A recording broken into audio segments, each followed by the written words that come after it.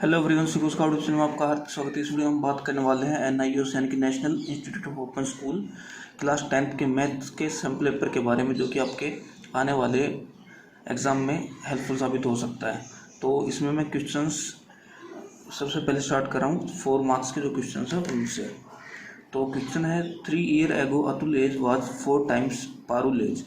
After 5 years from now Atul age will be twice Parul age, find the present age. यानी कि आज से 3 साल पहले अतुल की जो एज थी वो पारुल की एज का 4 गुना थी। और आफ्टर 5 years फ्रॉम नाउ यानी कि आज से 5 साल बाद Atul age will be twice Parul age. Atul की जो एज होगी वो पारुल की एज से दुगनी होगी। तो उनकी प्रेजेंट एज याद करो। तो ये क्वेश्चन है linear equation in 2 variable chapter से, यानी कि जिसमें 2 चर लिए जाते हैं, 2 वेरिएबल लिए जाते हैं और हमें सॉल्यूशन करना होता है 2 इक्वेशन बनाकर। तो मैं मान लेता हूँ कि अतुल की एज है, let Atul age x years. और ये जो एज मानी जाती है हमेशा प्रेजेंट एज मानी जाती है, यानी कि वर्तमान में, यानी कि आज के समय में उसकी कितनी उम्र है वो हमने मान ली कि अतुल है x साल का। और लेट पारुल एज, पारुल की एज जो मान ली वो मान ली y ईयर्स। तो इतना काम हमने कर लिया। अब क्वेश्चन के हिसाब से चलते हैं। फर्स्ट कंडीशन क्या है, अकॉर्डिंग टू फर्स्ट केस। पहली कंडीशन क्या कह रही है, पहली कंडीशन कह रही है 3 years एगो। तो 3 years एगो अतुल की एज कितनी होगी। अगर आज अतुल x साल का है तो अतुल की एज 3 year एगो कितनी होगी। तो आज वो x साल का है तो x में से 3 कम हो जाएगी अतुल की 3 साल पहले। मान लो अतुल आज अगर 10 साल का है तो 3 साल पहले वो 10 - 3 यानी कि 7 साल का रहा होगा। इसी तरीके से आज अतुल x साल का है तो 3 साल पहले x - 3 ईयर का रहा होगा। और पारुल जो है, पारुल की एज भी हम पता कर लेते 3 साल पहले कितनी रही होगी। पारुल की वर्तमान एज है y ईयर, तो 3 साल पहले पारुल रही है y - 3 ईयर्स की। तो ये हमने कर लिया। अब कंडीशन क्या कह रही है, 3 years ago Atul age was 4 time age Parul age. जो अतुल की एज है, अतुल की एज थी x - 3। अतुल की जो एज है वो पारुल की एज का 4 गुना है। तो 4 गुना पारुल की जो एज है 3 साल पहले। तो ये हमारी पहली इक्वेशन यहाँ से बन सकती है। वो क्या बनी, x - 3 = 4y - 12। क्योंकि इस 4 के अंदर मल्टीप्लाई भी y के साथ, तो 4y हो गया, 3 से हुई तो 4 3 12 हो गया। अब y और x को एक तरफ ले लेते हैं। यहाँ 4y जो है ये प्लस का, इस तरफ आया तो माइनस का हो गया। और ये जो 3 है इस तरफ माइनस का, उस तरफ गया तो प्लस का हो गया। तो हमारी पहली इक्वेशन यहाँ से बन गई x - 4y = -9। ये हमारी पहली इक्वेशन बन गई। अब बिल्कुल सेम प्रोसेस को फॉलो करते हुए हम दूसरी इक्वेशन भी बना देंगे।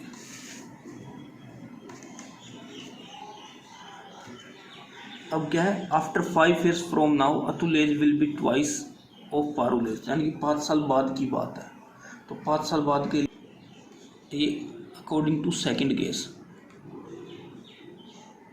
लेट करते हैं।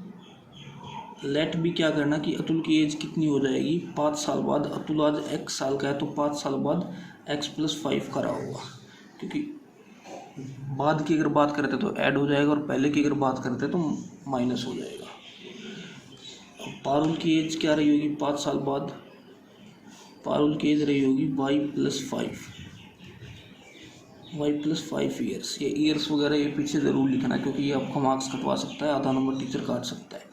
तो कंडीशन क्या है, कंडीशन है कि जो अतुल की जो एज है वो केवल 2 गुना रह गई है पारुल की एज का। तो पारुल की एज का 2 गुना, पारुल की एज है y + 5। अब इसको भी सोल्व कर लेते हैं। यहाँ से हमारे पास दूसरा समीकरण आ जाएगा। यह x + 5 इस तरफ ऐसे कैसा, इस 2 की मल्टीप्लाई हुई y से तो 2y, और 5 से हुई तो 10, 2 5 10। अब x और y को एक तरफ ले लिया, 2y इस तरफ प्लस का, इस तरफ आया तो माइनस का हो गया। 5 इस तरफ प्लस का, उस तरफ जाएगा तो माइनस का हो जाएगा। और 10 में से 5 हमने माइनस कर दिए तो ये हमारा आ गया 5। तो ये हमारी इक्वेशन नंबर 2 आ गई। अब जो इक्वेशन नंबर 1 और इक्वेशन नंबर 2 है इन दोनों को सोल्व करेंगे।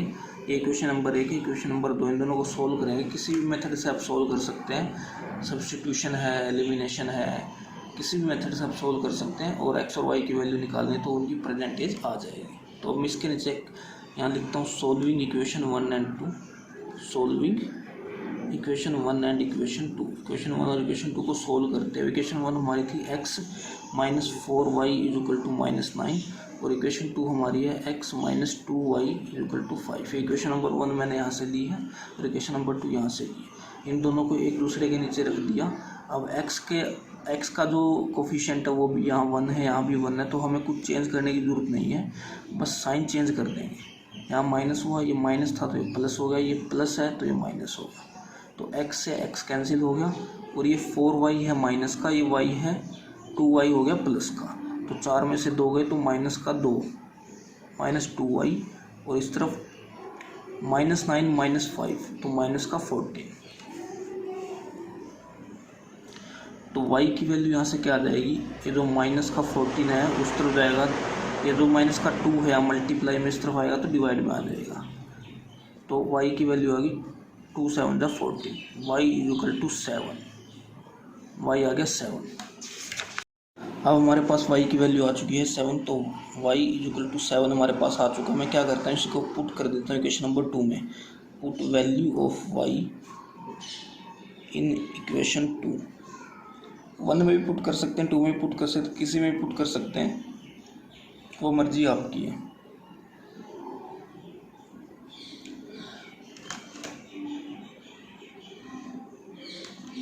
तो हमारी इक्वेशन नंबर 2 थी x minus 2y is equal to 5। तो इसमें मैंने पुट कर दी y की वैल्यू 7, y की वैल्यू 7 मैंने पुट कर दी। तो यहाँ से 2 के और 7 की मल्टीप्लाई हुई तो मेरे पास आया 7, 2 की और 7 की मल्टीप्लाई करती 14 आ गया और यहाँ आया, ये इस तरफ 5 एडिटिव है। अब 14 इस तरफ प्लस का उस तरफ जाएगा तो 14 इस तरफ माइनस का उस तरफ जाएगा तो प्लस का हो जाएगा। तो x की वैल्यू आएगी 19। देयरफॉर अतुल की जो प्रेजेंट एज है वो क्या होगी, अतुल प्रेजेंट एज, क्योंकि अतुल की प्रेजेंट एज x माननी थी हमने, x ईयर्स माननी थी, तो हो गया 19 ईयर्स, क्योंकि x की वैल्यू आई है 19। और जो पारुल की प्रेजेंट एज है, जो y की वैल्यू आई थी, पारुल की प्रेजेंट एज हो गई y ईयर्स यानी कि 7 ईयर्स। तो इसको आप वेरीफाई भी कर सकते हैं। एग्ज़ाम में आपको केवल इतना ही करना है, मैं एक्स्ट्रा बता रहा हूँ कि वेरीफाई किस तरीके से कर सकते हैं आप, क्या आपको पता लग जाए एग्ज़ाम के अंदर ही कि मेरा क्वेश्चन गलत तो नहीं है। तो देखिए ये वेरीफाई है, जो भी कंडीशन दी गई थी उनको फुलफिल करा के देख लेते हैं। तो ये अतुल की प्रेजेंट एज है 19 साल और पारुल की प्रेजेंट एज होगी 7 साल। अब आज से 3 साल पहले अतुल कितने का रहा होगा, अतुल रहा होगा 16 साल का, क्योंकि 19 में से 3 गए 16, और पारुल रही होगी 4 साल की। और पहली कंडीशन में क्या बोला था, पहली कंडीशन में बोला था कि अतुल की जो एज है आज से 3 साल पहले वो पारुल की एज का 4 गुना। अगर हम पारुल की एज को यानी कि इस 4 को 4 से गुना करें तो 16 आ रहा है, 4 4 16, यानी कि पहली कंडीशन आपकी वेरीफाई होगी। दूसरी कंडीशन क्या थी कि आज अतुल है 19 साल का, आज से 5 साल बाद, तो आज से 5 साल बाद अतुल होगा 24 साल का, क्योंकि 19 में 5 जोड़े 24, और पारुल होगी 12 साल की, क्योंकि साथ में जब मैं 5 जोड़ूंगा तो 12। और इन्होंने बोला था दूसरी कंडीशन में कि जो पारुल की एज है वो 2 गुनी है अतुल की एज का, यानी कि अतुल की जो एज है आज से 5 साल बाद वो पारुल की एज का 2 गुना है, यानी कि 12 का अगर मैं 2 गुना करता हूँ तो 24। तो इस तरीके से आप वेरीफाई भी कर सकते हैं। अब नेक्स्ट क्वेश्चन है, नेक्स्ट जो क्वेश्चन है वो है एपी से, अरिथमेटिक प्रोग्रेशन से। क्वेश्चन क्या दिया गया है, find 50 term and sum of first 50 terms of AP, यानी कि आपको एक एपी गिवन है 11, 16, 21, 26, और इस तरीके से आपको इसकी 50वीं टर्म निकालनी है और पहली 50 टर्मों का जोड़ भी निकालना है। तो सबसे पहले इस एपी को लिख लेते हैं।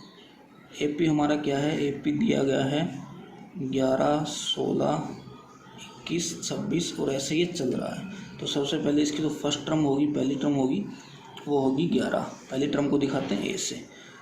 दूसरी टर्म होगी वो होगी 16। तो मैं निकालता हूँ कॉमन डिफरेंस, यानी कि जो डी होता है वो निकालूंगा। तो डी क्या होता है, दूसरी में से पहली को माइनस कर दो। तो दूसरी थी 16, 16 में से 11 को माइनस कर दिया तो हमारी कॉमन डिफरेंस आ गया 5। ए हमें पता लग गया 11 है, कॉमन डिफरेंस हमें पता लग गया डी है, और अब मेरे को 50वीं टर्म निकालनी है। तो जो जनरल टर्म का जो फार्मूला होता है वो फार्मूला मैं लिखता हूँ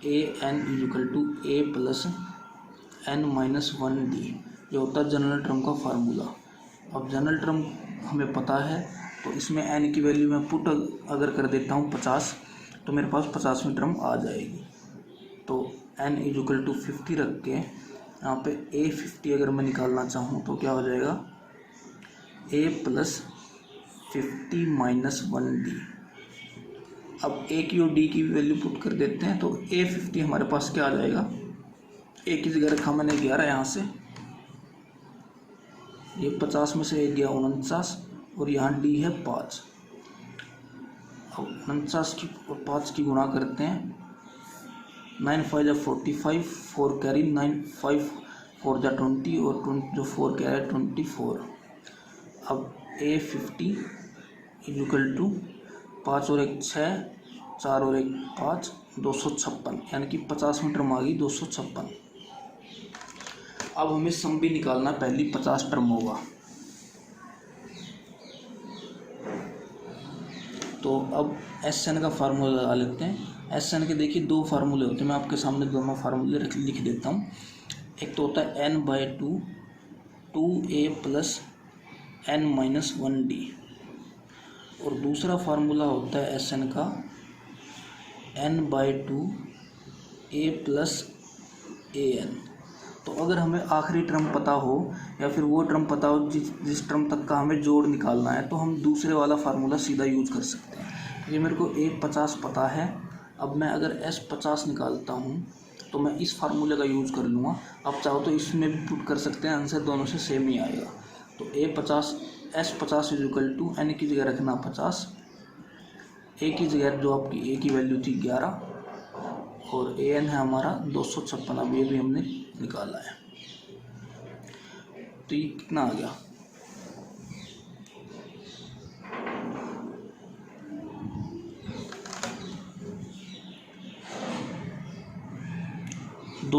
में जैसे ही मैं 11 ऐड करता हूँ तो ये हमारा हो जाएगा 6 में 1 जुड़ा 7, 5 में 1 जुड़ा 6, और 267 हो गया, 267 हो गया। अब क्या करते हैं, इसकी अगर मेरे को 50 से गुणा करनी पड़ेगी, फिर 2 से इसको डिवाइड देना पड़ेगा। तो 50 से पहले मैं 2 को काट देता हूँ, ये गया 25 पे। तो s50 कितना आ गया मेरा, आ गया 25 × 267। 25 को 267 की मल्टीप्लाई करते हैं, हमारा आंसर आ जाएगा। तो 25 × 7 = 175, 17 कैरी, 25 × 150 और 17 67, 167, 16 कैरी, 25 दूनी 50, 50 और 16 66। तो ये हमारा आंसर आ गया। वो है ज्योमेट्री से prove that the parallelogram on equal और same bases and between two same parallel are equal in area. तो ऐसे क्वेश्चंस को करने के लिए, ज्योमेट्री क्वेश्चंस को करने के लिए हमें कुछ स्टेप्स को फॉलो करना पड़ता है। वो स्टेप्स क्या होते हैं, सबसे पहले तो हम लिखते हैं गिवन क्या है। गिवन में देख लेते हैं, गिवन में क्या है, दो पैरेललोग्राम दिए गए हैं, पैरेललोग्राम्स, 2 पैरेललोग्राम्स, 2 पैरेललोग्राम दिए गए हैं। In between 2 parallel line, 2 parallel line के बीच में, एंड सेम बेस, और दोनों का बेस सेम है। अब मेरे को एक बार इसकी मैं फिगर ड्रॉ कर देता हूँ। देखो, एक ये पैरेलल लाइन है, एक दूसरी पैरेलल लाइन है, यहाँ से यहाँ तक मैं इसका बेस मान लेता हूँ, ये बेस ए भी मान लिया। एक पैरेललोग्राम तो हमारा ये हो गया, और एक हमारा पैरेललोग्राम ये वाला हो गया, जिसको मैंने डैश लाइन से दिखाया है। एक तो हो गया ABCD, एक हो गया, इसको P और Q दे देते हैं। तो 2 पैरेललोग्राम हमें दिए गए हैं, ये इसमें बताया गया है, इस लाइन में ही। आप अपनी मर्जी से कुछ भी नाम ले सकते हैं। तो सबसे पहले गिवन दिखाना पड़ेगा कि दो पैरेललोग्राम है जो कि पैरेलल लाइंस के बीच में है, ये एल लाइन दे दी, ये एम दे दी, और जिनका बेस सेम है, और हमें प्रूव करना कि ये इक्वल इन एरिया होंगे। अब गिवन हो गया हमारा। अब है टू प्रूव। टू प्रूव क्या है? Area of parallelogram A B C D, जो A B C D parallelogram है उसका एरिया बराबर है area of parallelogram A B Q P. A B Q और पी इसके एरिया के बराबर है। तो देखिए पहले मैं ये शेडेड पार्ट लेता हूँ जो मैंने शेड कर दिया है अब प्रूफ के लिए।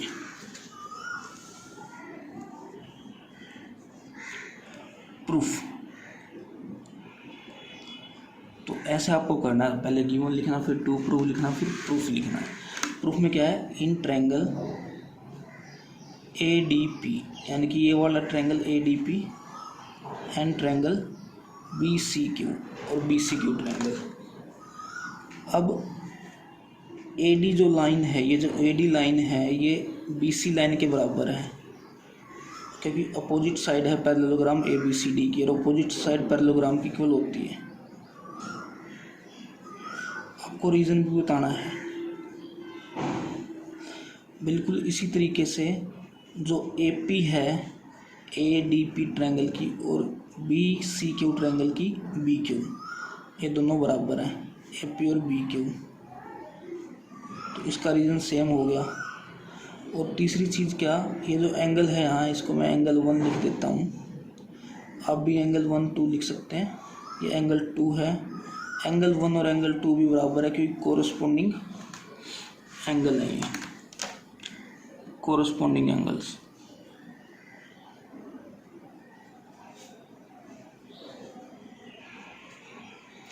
तो क्या हुआ, इसलिए जो ट्रायंगल है ए डी पी वो कॉन्ग्रुएंट हो गया ट्रायंगल बी सी क्यू के एस ए एस क्राइटेरिया से। दो साइड ये और ये, तो साइड तो ये एक एंगल है, इस क्राइटेरिया से जो है कॉन्ग्रुएंट हो गया है।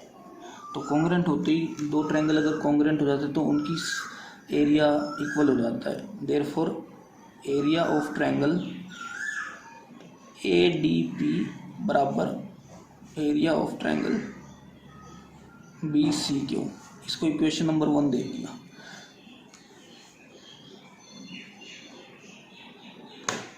अब देखिए, अगर इस एरिया में मैं ये एरिया जोड़ दूँ, ये quadrilateral A B C P, तो ये वाला पैरेललोग्राम का एरिया हो जाएगा।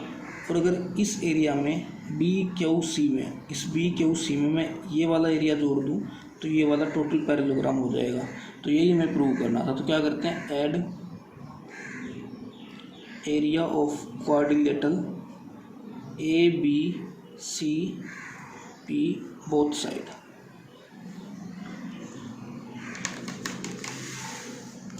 भाई देखो, सबसे पहले तो आपको ट्राई करना है कि आप समझ के इसको करें, लेकिन अगर आपको समझ नहीं आ रहा तो कम से कम इनको आप मेमोराइज कर सकते हैं, रट सकते हैं, क्योंकि पेपर में इस टाइप के क्वेश्चंस आते हैं और ये सैम्पल पेपर ही है जो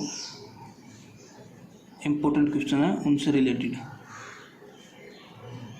तो इस तरफ एरिया ए डी पी था, ए डी पी ऐसे कैसा, इसमें मैंने ये चीज़ जोड़ दी।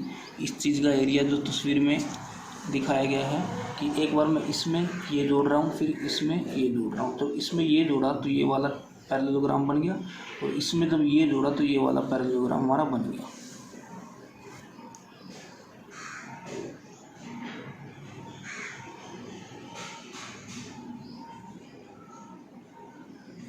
तो इसलिए मैं लिख दूंगा direct, therefore area of parallelogram A B C D बराबर हो गया area of parallelogram A B Q P. तो यही हमें प्रूव करना था, ये हमने प्रूव कर दिया। इसको बॉक्स में डाल देंगे और लिख देंगे हैंस प्रूव।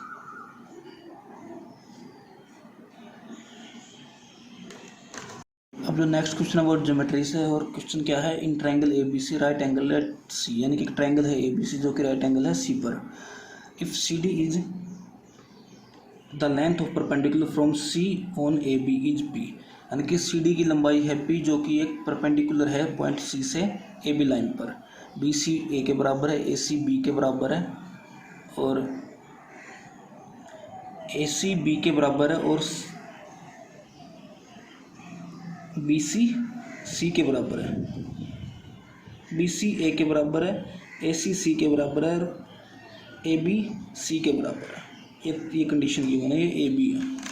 हमें प्रूव क्या करना है, 1/p² = a² + b²। तो इसके लिए सबसे पहले हम ज्योमेट्री के जो सिंपल तरीका होता है उस तरीके से चलते हैं। सबसे पहले हमें लिखना है गिवन में लिख देते हैं हम triangle A B C triangle दे रखा है, राइट एंगल्ड एट सी पे राइट एंगल्ड है, और बाकी सारी चीज़ें लिख देते हैं कि ए बी की वैल्यू है सी, बी सी की वैल्यू है ए सी की वैल्यू है बी, और सी डी की वैल्यू है पी। ये सब हमने लिख दिया। चित्र बना लेते हैं। ये मैं ए यहाँ लिख रहा हूँ, ये बी और ये सी।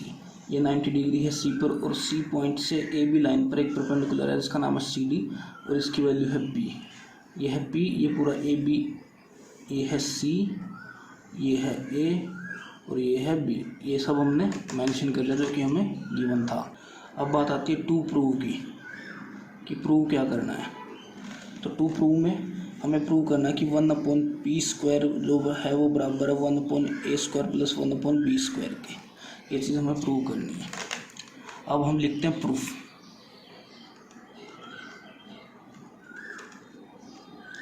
प्रूफ क्या है?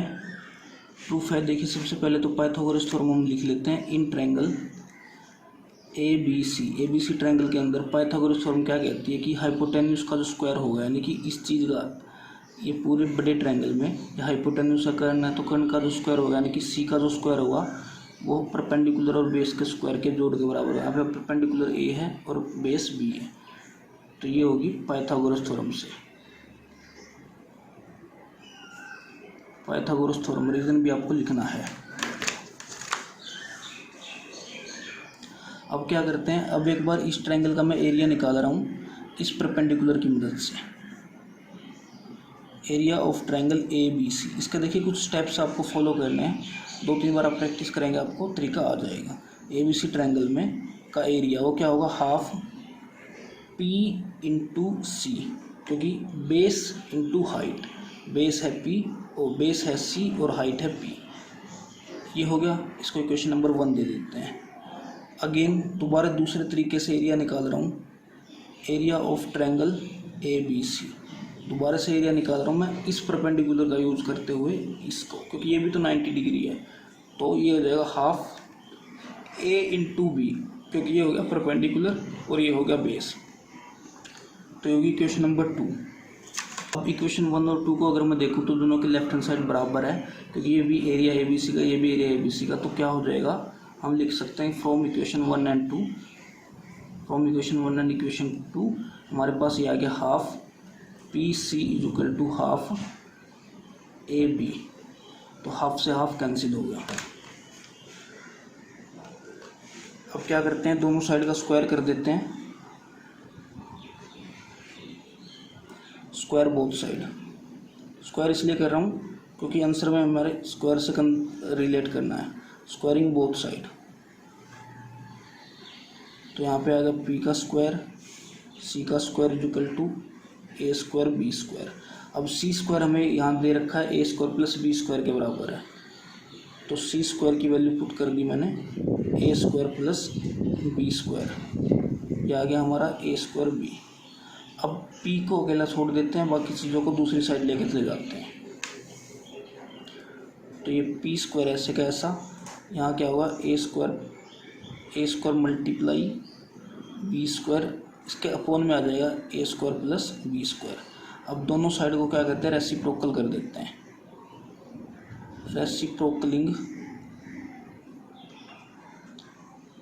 बोथ साइड्स, यानी कि पलट देते हैं। तो यहाँ पे आ गया 1/p² और यहाँ हुआ a² + b²। एक बार इसके नीचे आया a² b²।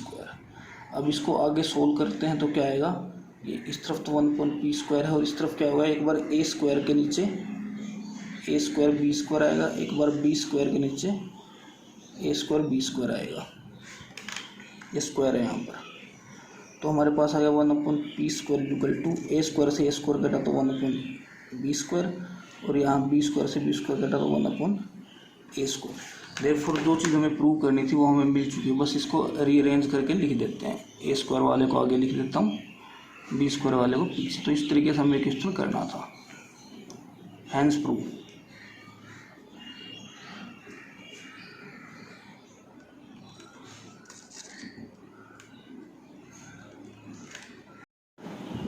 अब अगला जो क्वेश्चन है वो है हाइट एंड डिस्टेंस का, ट्रिग्नोमेट्री से रिलेटेड क्वेश्चन है। An observer standing 40 meter away from a building observe that the angle of elevation of top and bottom of flag step which is surmounted on a building are 60 degree and 45 degree respectively. Find the height of building and the length of flag staff. यानी कि सबसे पहले हमें इसका diagram बनाना होगा। एक ये building है, इतनी बड़ी बिल्डिंग है, इस बिल्डिंग के ऊपर फ्लैग है, ये मैंने मान लिया फ्लैग है। अब क्या है, एक ऑब्जर्वर खड़ा है बिल्डिंग से कुछ दूरी पर, यहाँ खड़ा है ऑब्जर्वर मान लेते हैं। तो एक बार ये इसके फ्लैग के बॉटम को देख रहा है और एक बार फ्लैग की टॉप को यानी कि चोटी को देख रहा है। तो चोटी को देख रहा है तो एंगल बन रहा है 60 डिग्री और बॉटम को देख रहा है तो एंगल बन रहा है 45 डिग्री, एलिवेशन का एंगल ऑफ एलिवेशन। तो अब ये कह रहा है कि बिल्डिंग की हाइट बतानी है और फ्लैग स्टेप की हाइट बतानी है। अगर ऑब्जर्वर 40 मीटर दूर खड़ा है तो यानी कि यहाँ से लेके यहाँ तक का जो डिस्टेंस है 40 मीटर। तो ठीक है, नाम दे देते हैं ABCD। क्या करना है, एक बार मैं मान लेता हूँ फ्लैग स्टेप की हाइट है x। Let height of flag step की हाइट मान ली मैंने x। तो ये हो गया है x मीटर। अब क्या करेंगे, देखिए सबसे पहले दो राइट एंगल ट्रायंगल हमें देखने हैं। एक ये 90 डिग्री की बिल्डिंग हमेशा सीधी खड़ी रहती है, एक ये छोटे वाला ट्रायंगल हो गया, एक बड़े वाला ट्रायंगल हो गया। दोनों में बारी बारी से कुछ ट्रिग्नोमेट्रिक फंक्शन लगाएंगे। और ट्रिग्नोमेट्रिक फंक्शन कैसे, जैसे है पंडित बद्री प्रसाद हर हर बोले, ये है। तो ये होती साइन की वैल्यू, P/H होता साइन, B/H होता है कोस और P/B होता है टेन। तो हमें इन तीनों का यूज करके किसी तरीके से निकालना है। तो देखिए मैक्सिमम इसमें लगेगा 10, क्योंकि परपेंडिकुलर और बेस अगर लेंगे तो ठीक है। तो इन ट्रायंगल ABC ट्रायंगल में यानी कि इस ट्रायंगल में अगर मैं 10 45 लगा देता हूँ यहाँ पे, क्योंकि देखिए 45 है, 45 के सामने वाली साइड परपेंडिकुलर और ये होगी बेस, क्योंकि 90 के सामने वाली होती है हाइपोटेन्यूस। 90 के सामने वाली ये तो हाइपोटेन्यूस होगी, ये परपेंडिकुलर है, ये बेस है। मेरे को परपेंडिकुलर निकालना है, इसलिए मैं 10 लगाता हूँ। 10 45 बनेगा P/B, यानी कि BC। P तो होगी इसके सामने वाली जो साइड है BC, और B क्या है, B है AB। तो 10 45 की वैल्यू होती है 1 और BC मेरे को निकालना है, क्योंकि हाइट निकालनी बिल्डिंग की।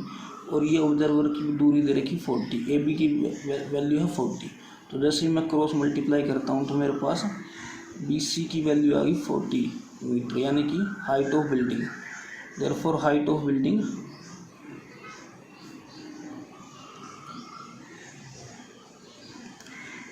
मीटर। ABD ट्रायंगल में अगर मैं लगाता हूँ तो देखिए ये मेरे पास ABD ट्रायंगल है, यहाँ A है, यहाँ B है और यहाँ D है।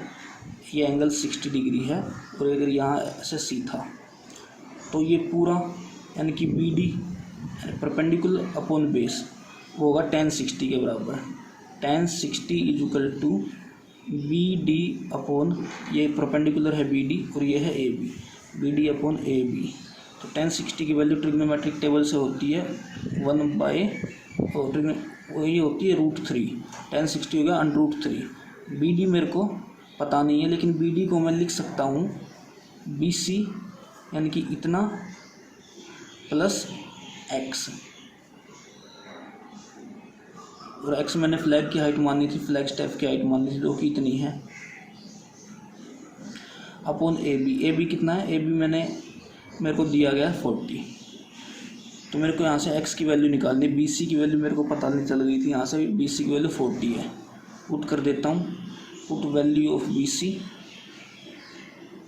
Equal to 40 meter. तो यहाँ से क्या आ गया, √3 equal to 40 plus x upon 40। तो इसको आगे सोल्व करते हैं तो क्या आएगा, 40√3, क्योंकि क्रॉस मल्टीप्लाई होगी तो 40 की √3 से होगी, और इस तरफ 40 प्लस x, क्योंकि 1 की किसी भी चीज़ से मल्टीप्लाई होती है तो जो है वो ही आ जाएगा। तो यहाँ से इस 40 को मैं इस तरफ लिया हूँ अगर, तो 40√3 तो पहले ही था, माइनस का 40 यहाँ आ गया इक्वल टू x। दोनों में से मैं 40 कॉमन ले सकता हूँ, तो इसका आंसर मैं यहाँ भी छोड़ सकता हूँ। जैसे ही 40 कॉमन आया तो यहाँ पे बचा √3, यहाँ पे बचा 1, तो इसका आंसर मैं यहाँ भी छोड़ सकता हूँ कि इसका आंसर आ गया फ्लैग स्टेप की हाइट इतनी है। या फिर पूरा सोल्व करना है तो √3 की वैल्यू पुट कर लीजिए, पुट √3 इक्वल टू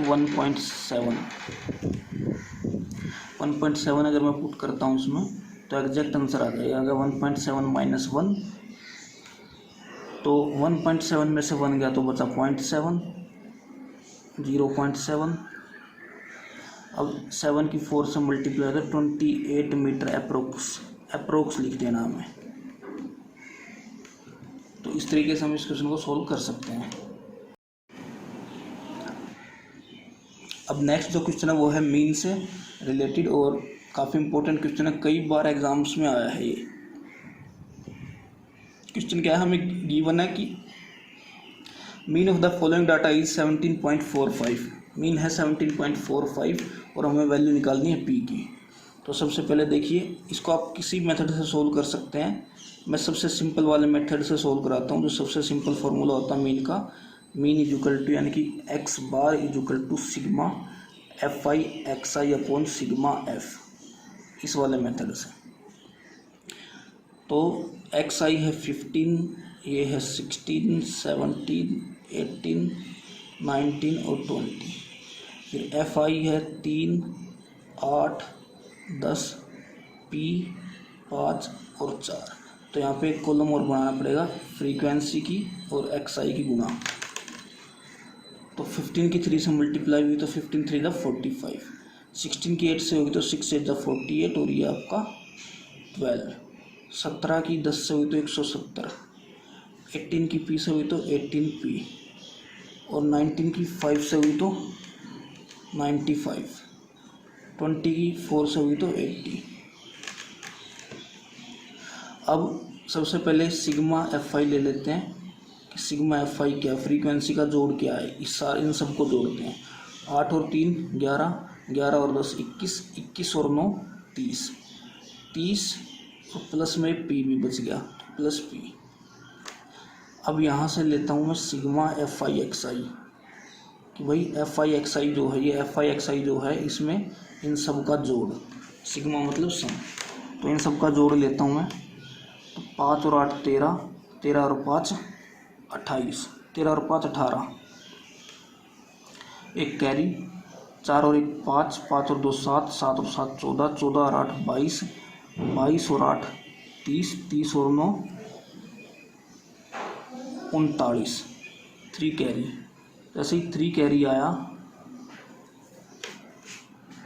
भाई इसमें इस 8 को नहीं लेना, इस वाले को पी वाले को नहीं लेना था, इस दोबारा से करते हैं।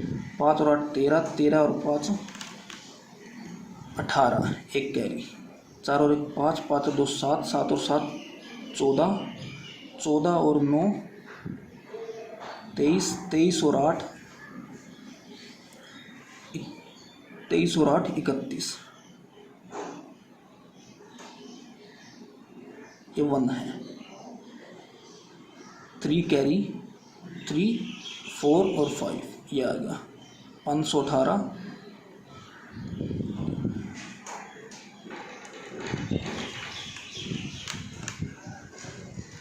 518 यहाँ से आया और प्लस में है 18p,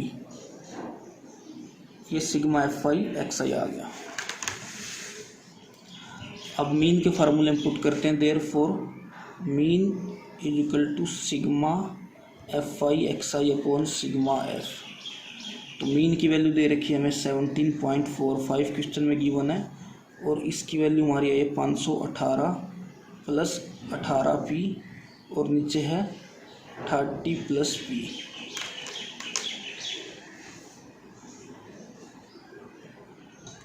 हमें p की वैल्यू निकालने की, p की वैल्यू क्या होगी।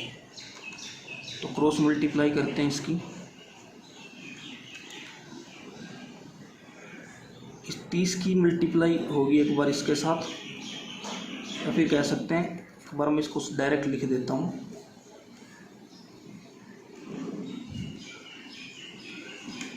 अब क्या होगा, 30 की जब इससे मल्टीप्लाई होगी तो 5 3 ज़ा 15, 1 कैरी, 3 4 ज़ा 12 और एक 13, 1 कैरी, 7 3 ज़ा 21, 22, 2 कैरी, 3 1 ज़ा 3 और 2 5।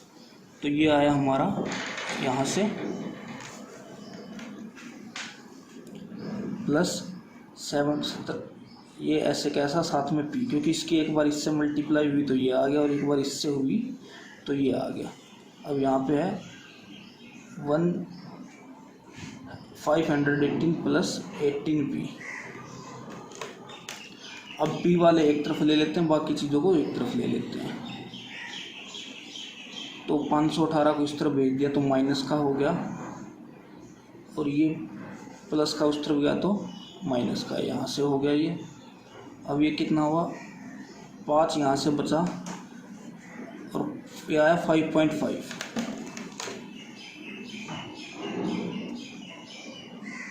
अब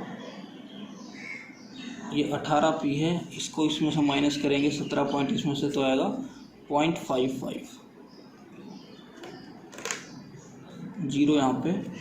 अब इस p की वैल्यू निकालनी है, तो 5.5 और अपॉन 0.55, यानी कि अब पॉइंट, नीचे वाला पॉइंट हटाने के लिए ऊपर 2 0, क्योंकि 2 से पहले था, और ऊपर वाला हटाने के लिए नीचे 1 0। ये पूरा कटा 1 पे, ये भी 1 पे, और 0 ने 0 को काट दिया। देयरफॉर p की वैल्यू हमारी आ गई 10। तो इस तरीके से हमें क्वेश्चन करना था। थोड़ा लेंथी है लेकिन काफ़ी इम्पोर्टेंट है, और मेन का एक क्वेश्चन आना ही आना है एग्ज़ाम में, तो इसलिए इसको ज़रूर करें। अब नेक्स्ट जो क्वेश्चन है वो है प्रोबेबिलिटी से, और प्रोबेबिलिटी भी काफ़ी नंबर की आती है एग्ज़ाम में, तो और सबसे आसान तो चैप्टर है प्रोबेबिलिटी। तो इसका क्वेश्चन है, a pair of dice is thrown once, यानी कि जो डाइस होते हैं, पासे जो होते हैं, उस पासे को 2 पासे फेंके गए एक बार। Find the probability of getting same number of both on both dice, sum of number appear on dice is 9। तो देखिए सबसे पहले हमें एक सैम्पल स्पेस बनाना होता है। तो 2 डाइस फेंके गए तो सैम्पल स्पेस क्या बनेगा, सैम्पल स्पेस का मतलब है सारे टोटल आउटकम। तो देखिए 36 आउटकम होंगे, और इस तरीके से बनेंगे, पहले पे 1 दूसरे पे 1, पहले पे 1 दूसरे पे 2, पहले पे 1 दूसरे पे 3, पहले पे 1 अगले पे 4, फिर 1 5 और 1 6, ये बना। अब क्या क्या हो सकते हैं, 2 1 2 2 2 3 2 4 2 5 2 6, ये दो पासे फेंके गए, इसीलिए ये आउटकम 36 बनेंगे।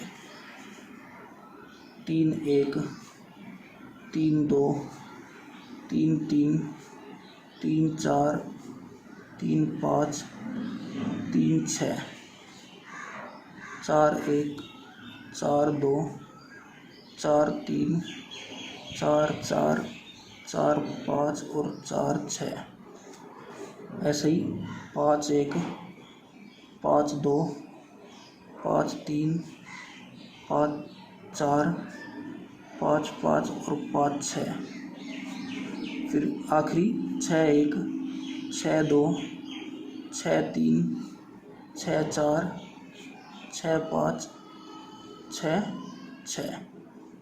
अब ऐसा इसलिए है क्योंकि 6 से ज़्यादा होते नहीं है, 1 से लेकर 6 तक की काउंटिंग होती है डाइस के ऊपर।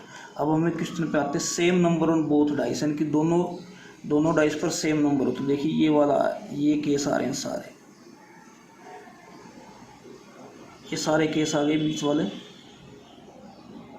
1 1 2 2 3 3 4 4 5 5 6 6।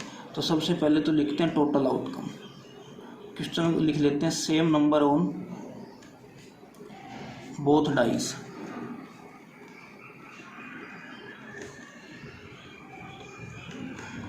तो सबसे पहले टोटल कितने हैं, ये टोटल आउटकम है 36 और हमारे काम के कितने फेवरेबल कितने हैं, यानी कि same number on both dice कितनी बार आ रहा है, सेम नंबर आ रहा है 6 बार। अब गिन के देख लीजिए 1 2 3 4 5 6। तो प्रोबेबिलिटी कितनी होगी,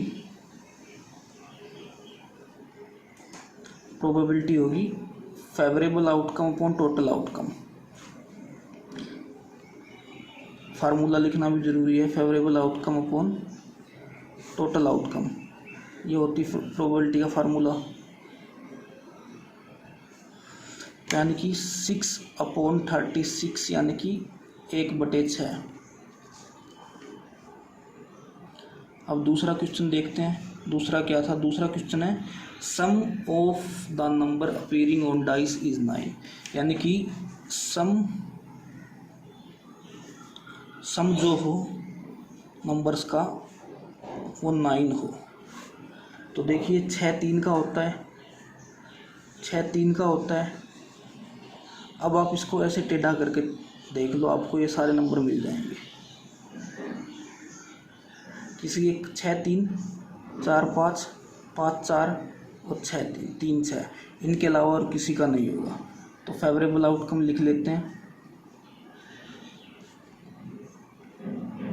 फेवरेबल आउटकम में हमारे क्या बने, 6 3 3 6 4 5 और 5 4, यानी कि टोटल कितने बने, टोटल बने केवल 4 आउटकम।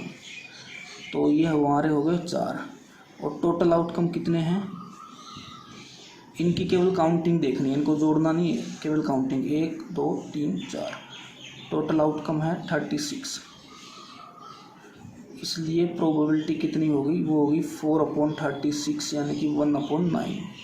तो इस तरीके से हमें 4 नंबर के क्वेश्चंस को अटैम्प्ट करना है। काफ़ी अच्छी रिप्रेजेंटेशन, साफ हैंड राइटिंग में, और काफ़ी खुला हमें पेपर को करना है।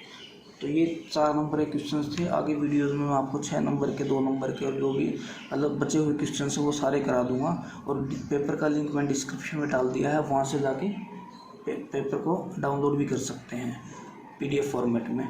तो उम्मीद करता हूँ आपको वीडियो पसंद आई। अगर वीडियो पसंद आई, वीडियो को लाइक करें, चैनल को सब्सक्राइब करें, क्योंकि ऐसी ही एजुकेशनल वीडियो में लगातार आपके लिए लाता रहता हूँ।